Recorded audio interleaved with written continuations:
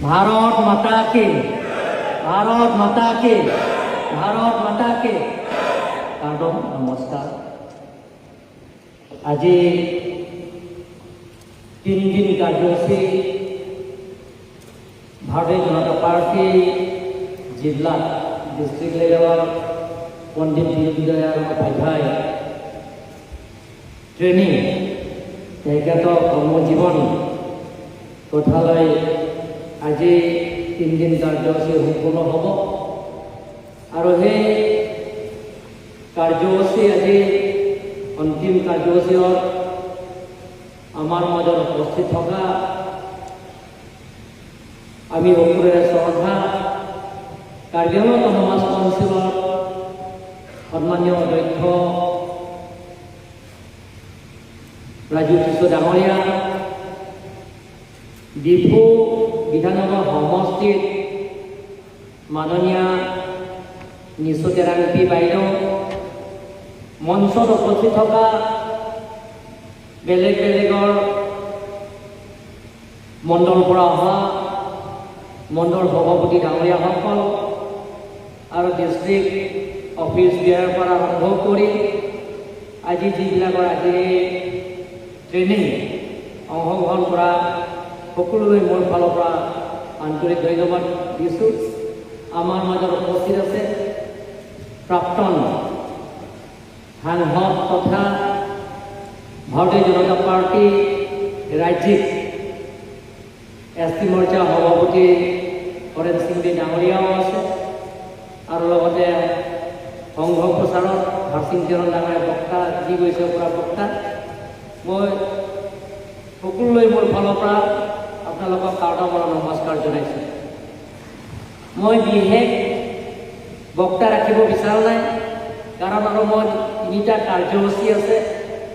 দমকামৰ আমাৰ জইনিং প্ৰগ্ৰামৰ কাৰ্যসূচী আছে, যিবিলাকৰ APSRC দলৰ পৰা ৰংখাং, বিথুং, হামৰেং আৰু ৰংখাং এই 3টা সমষ্টিৰ পৰা যোগদান কাৰ্যসূচী আছে। এনেধৰণৰ আজিও ডিষ্ট্ৰিক্ট লেভেল ভাৰতীয় জনতা পাৰ্টি ৱেষ্ট কাৰ্বি আংলং আজি একেই কাৰ্যসূচী আমাৰ ভক্সমতে আজি হ'ব, তাতো মই উপস্থিত থাকিম। আৰু আজি ৰাতি আমাৰ পাৰ্লিমেণ্টাৰী বৰ্ডৰ মিটিং আছে, তাতো অংশগ্ৰহণ কৰিম। গতিকে মই বিশেষ নকওঁ, আজি 3 দিন কাৰ্যসূচী যিবিলাকৰ ইয়াত আপোনালোকে বক্তা ৰাখিছে, এপইণ্টেড স্পীকাৰ পণ্ডিত দীনদয়াল উপাধ্যায়ৰ ওপৰত ৰামসিং কিমুং ডাঙৰীয়া তেখেতক বিতংভাৱে বহলাই কৰিছে, প্ৰায় 2 ঘণ্টা সময় লয়।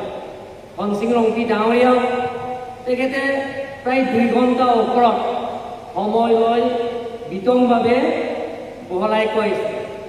আৰু যোৱাকালিও ভাৰতীয় জনতা পাৰ্টি জিলাত সভাপতি ৰলেন কেলিং ডাঙৰীয়াৰ পৰা আৰম্ভ কৰি চাৰসিং ফাংচৌ ডাঙৰীয়াৰ পৰা আৰম্ভ কৰি এনেধৰণৰ বহুতো বক্তা কৈ ইয়াতে বিতং আৰু লগতে আমাৰ বৰাৰাম ফাংচৌ ডাঙৰীয়া তেখেতেও কৈ গৈছে। আৰু আজিও উপৰোক্ত বক্তা সংঘ প্ৰচাৰত আমি সকলোৱে শ্ৰদ্ধা হৰসিংচৰণ ডাঙৰীয়াও তেখেতে বিতংভাৱে পণ্ডিত দীনদয়াল উপাধ্যায় কৰ্মজীৱনৰ ওপৰত আৰু তেখেতে ৰাজনীতি কিয় ভাল নাপায় সেই গোটেইখিনি তেখেতে বিতংভাৱে বহলাই কৰিছে। মই মনত পৰিছোঁ যে যিকোনো বস্তু বিচাৰিলে যে আমি বিচাৰিলে পাব এইটো নহয়। আজি উপৰোক্ত বক্তা হৰসিংচৰণ ডাঙৰীয়াই কৈ গৈছে যে আচলতে পণ্ডিত দীনদয়াল উপাধ্যায় ৰাজনীতিলৈ আহিব বিচৰা নাই। তেওঁ যেতিয়া ৰাজনীতি মঞ্চলৈ যাব লাগে, পলিটিক্স সোমাব লাগে বুলি তেতিয়া তেখেতে না বুলি কৈছে, বাধা দিছে।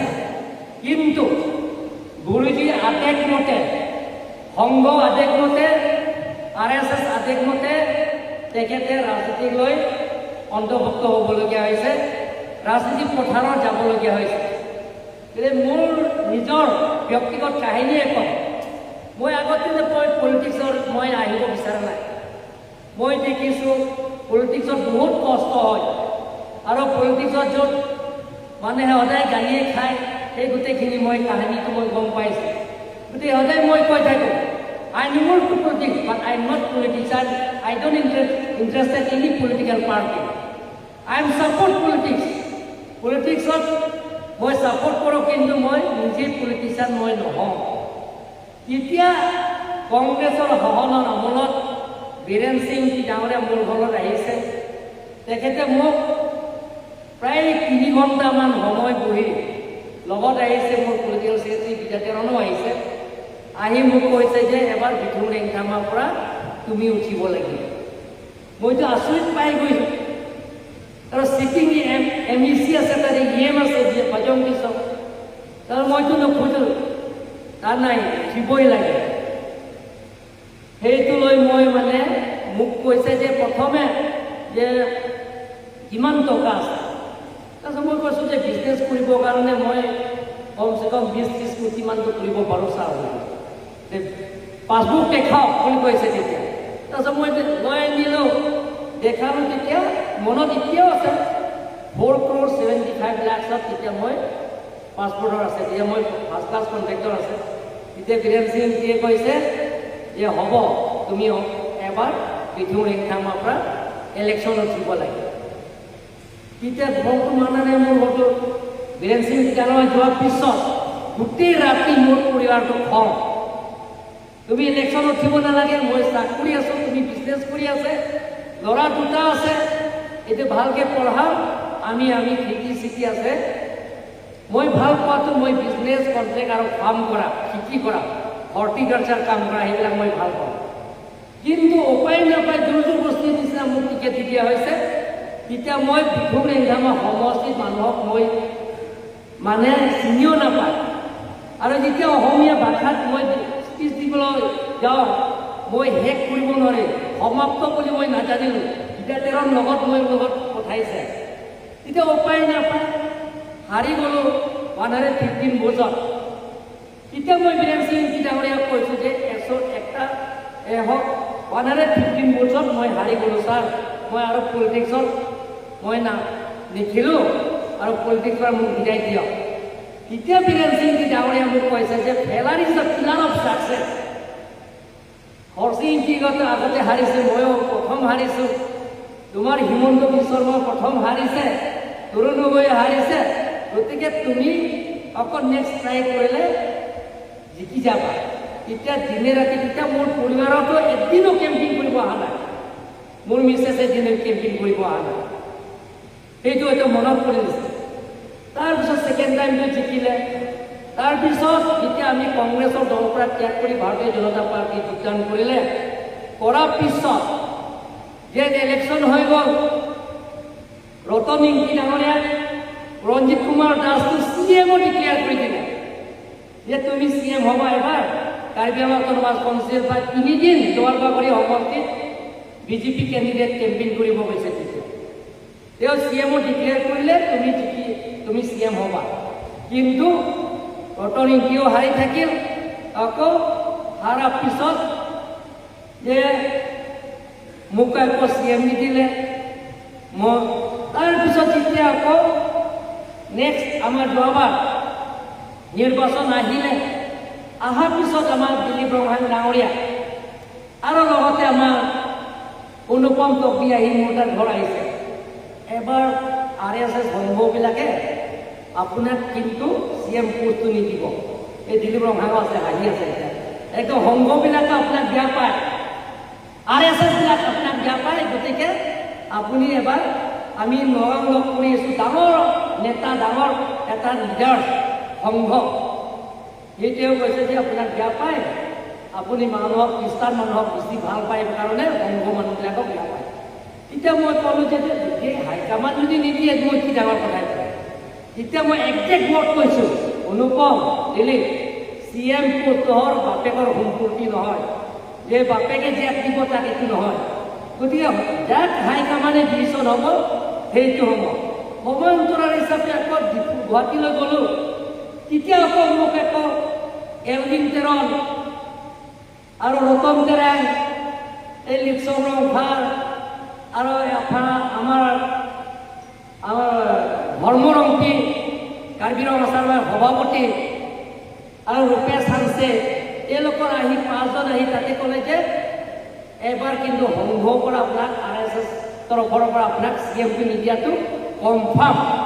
আৰে মই তেতিয়া ভাবিছোঁ দিলীপ ৰমেন ডাঙৰীয়া আৰু অনুপম টপিকোৱা একেই কথা দিলোঁ হ'ব ক'লে নহ'ব আৰু সেইটো হয়। আকৌ পুনৰবাৰ মোকে নুখুজিলে বা মই খোজা বস্তু নহয়, তথাপিও যিটো মানুহে মোক আকৌ যি দিয়া হৈছে হাইকমাণ্ড দিয়াৰ পিছত ময়ো গ্ৰহণ কৰিছোঁ। এনেধৰণৰ যে খুজিলে পোৱা বস্তু নহয়, যে উপভোক্তা বক্তা হাসিং চৰণ ডাঙৰীয়াই কৈ গৈছে ইয়াতে, কাৰণ মই পণ্ডিত দীনদয়াল উপাধ্যায়ৰ গোটেই কৰ্মজীৱনৰ কথাটো উপভোক্তা বক্তাসকলক কৈ গ'ল। ৰাম সিং জীমুং ডাঙৰীয়াৰ পৰা ধন সিং ৰংপি, চাৰ সিং ভাংচোৰ পৰা আৰম্ভ কৰি ৰলেন কিলিং ডাঙৰীয়া আৰু বৰাৰাম ভাংচো আৰু উপভোক্তা বক্তাসকলক আছে কৈ গৈছে। গতিকে সেইবিলাকক মই ৰিপিট কৰিব নাযাওঁ, গতিকে মই নিজৰ ব্যক্তিগতহে কৈছোঁ। গতিকে যে যিটো নেকি আমাৰ ভাৰতীয় জনতা পাৰ্টি নীতি আদৰ্শ, লগতে পণ্ডিত দীনদয়াল উপাধ্যায়ৰ নীতি আদৰ্শ লগত আমি যিটো দেখিছোঁ যে ভাৰতীয় জনতা পাৰ্টি দলত যে খুজিলে পাব সেইটো নহয়, যে খুজিলে মই সংঘৰ লগত খুব ভাল, বৈশিষ্ট্যতাৰ লগত মই খুব ভাল, মই আকৌ MP খুজিম, MLA খুজিম, CM খুজিম বা EM খুজিম, MDC খুজিম, সেইটো নহয়। যেতিয়া আমাৰ গুৰু আশীৰ্বাদ নহ'লে, হাসিংচৰণ কোৱা কথা যে এইটো মই কোৱা কথা নহয়, আপোনালোকে শুনিছেনে নাই? হাসিংচৰণ ডাঙৰীয়াই কৈ গৈছে যে গুৰু আশীৰ্বাদ নহ'লে আমি যে সেই স্থানত পাব লাগে বুলি বিচাৰিলে সেইটো নাপাব। যে আমি কৰ্মযোগেদি আমি কাম দেখুৱাব লাগিব। আমাৰ ভাৰতীয় জনতা পাৰ্টি নীতি আদৰ্শ আজি 3 দিন ট্ৰেইনিং কাৰ্যসূচী আছে। ভাৰতীয় জনতা পাৰ্টি জিলাৰ পৰা ইয়াত আয়োজন কৰাইছে। যে অথনি তেখেতে কৈ গৈছে যে যিবিলাকৰ মিটিং সময় মানুহ নাথাকে, ৰাতিও মানুহ নাথাকে বুলি তেখেতে কৈ গৈছে। কিন্তু ভাৰতীয় জনতা পাৰ্টি জিলা পৰা যিটো নেকি তেখেতসকলৰ নামটো যিবিলাকত বাচিছে বা সেই ট্ৰেইনিঙত উপস্থিত থাকিব লাগে বুলি কৈছে, সেইটো থাকিবই লাগিব। কিন্তু আজি সেইবিলাকৰ দীনদয়াল উপাধ্যায়ৰ গোটেইখিনি কাহিনীটো আমি গম পালোঁ, মইতো শুনি আছোঁ, ছ'চিয়েল মিডিয়াৰ জৰিয়তে শুনি আছোঁ। আজিকালি আকৌ আপোনালোকে জানে গুগলৰ চাৰ্চ কৰিলেও দীনদয়াল উপাধ্যায়ৰ ওপৰত গোটেই কৰ্মজীৱনটো আমি গম পায়। গতিকে 3 দিন কাৰ্যসূচী আপোনালোকে যিমানখিনি বেলেগ বেলেগৰ মণ্ডলৰ পৰা অহা তেখেতসকল মোৰ ফালৰ পৰা ধন্যবাদ দিছোঁ যে আপোনালোকে দলৰ স্বাৰ্থত, যে আমাৰ ভাৰতীয় জনতা পাৰ্টি দলৰ কাৰ্যসূচী পূৰণ কৰাৰ স্বাৰ্থত আপোনালোকে ইয়াৰ উপস্থিত হোৱাৰ কাৰণে মোৰ ফালৰ পৰা ধন্যবাদ দিছোঁ। আমি বিধান এছেম্বলি চলি থকাৰ কাৰণে মই 3 দিন কাৰ্যসূচীতে উপস্থিত থাকিব নোৱাৰিলোঁ। যদি মই থাকিলেহেঁতেন মই 3 দিনৰ মই সেই ট্ৰেইনিঙৰ কাৰ্যসূচী মই উপস্থিত থাকিলেহেঁতেন। যি কি নহওক আপোনালোকে যিমানখিনি ইয়াত উপস্থিত সেই ট্ৰেইনিং লোৱা তেখেতসকলক মোৰ ফালত ধন্যবাদ দিছোঁ, যে যাতে আজি দিনটোৱে কাৰ্যসূচীটো আছে, এই দিনটো কাৰ্যসূচী আপোনালোকে সম্পূৰ্ণ কৰিব বুলি আশা ৰাখি, আৰু আপোনালোকে মই বিশেষকৈ ৰলেন কিলিং ডাঙৰীয়া তেখেতে বহুত কষ্ট হৈ পৰিছে দলৰ কাৰণে। তেখেতৰ টীম ভাৰতীয় জনতা পাৰ্টি জিলাৰ টীমটো গোটেইখিনি টীমটো কষ্ট কৰাৰ কাৰণে মই তেখেতসকলক ধন্যবাদ দিছোঁ। আৰু লগতে আমাৰ নিৰ্বাচনো আহি আছে কাৰ্বি আংলং অট'নমাছ কাউন্সিলত। মই সদায় কৈ থাকোঁ সকলো জাতিৰ জনগোষ্ঠীক সহবাস কৰা কাৰ্বি আংলঙত আমি একেলগে কাম কৰিব লাগিব। যিকোনো সমস্যা আমি আলাপ আলোচনাৰ মাজতে সমস্যা সমাধান কৰিব লাগে বুলি মই সদায় কৈ থাকোঁ। যিমানখিনি দল সংগঠন তেখেতসকলৰ লগত আলাপ আলোচনা কৰি সমস্যাটো সমাধান কৰিব লাগে। চিমন ফাংচো ডাঙৰীয়া যে তেখেতে ব্যক্তিগত স্বাৰ্থত DC অফিচত সেইটো প্ৰেৰণ কৰাটো সেইটো তেওঁৰ নিজৰ ব্যক্তিগত স্বাৰ্থত। আমাৰ ভাৰতীয় জনতা পাৰ্টিৰ কোনো সিদ্ধান্ত নাই, কাৰণ সেই সিদ্ধান্ত থাকিলেহেঁতেন মইতো এজন কোৰ কমিটিৰ ময়ো সদস্য হয়, গতিকে মই গম পালেহেঁতেন। গতিকে মই যিমানখিনি ইয়াত ধনশিৰি বসবাস কৰা ডিমাচা বা সকলো জাতি জনগোষ্ঠী যে আপোনালোকে ভুল বুজাবুজি হ'ব নালাগে, এইটো তেওঁলোকৰ ব্যক্তিগত কাৰ্যসূচী। এনেধৰণৰ কাৰ্বি আংলঙত আমি সকলো জাতি জনগোষ্ঠীৰ লগত লৈহে আমি কাম কৰিম, সকলো দল সংগঠন লগত লৈহে আমি কাম কৰিম।